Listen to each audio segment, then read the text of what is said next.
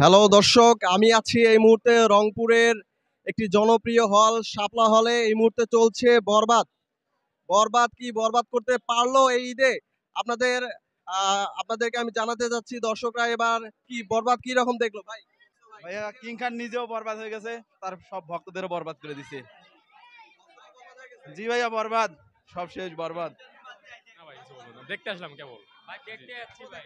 না দেখতে আসলাম। অনেক দর্শক এসেছে। আমি এই মুহূর্তে আছি শাপলা হলে। আমার অনেক আনন্দ লাগতেছে হলকে এসে অনেক।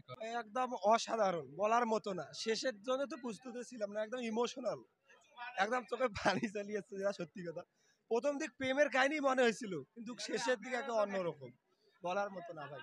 বাপ বানাইছে, ঠিক আছে।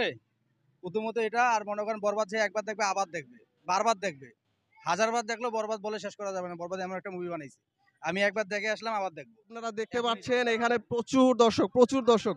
বরবাদ এবার বরবাদ করে দিল, তার বরবাদের ভিলেন বরবাদ হয়ে গেল, বরবাদের হিরো বরবাদ হয়ে গেল, বরবাদের হিরোইনও বরবাদ হয়ে গেল, ছবিও বরবাদ হয়ে গেল।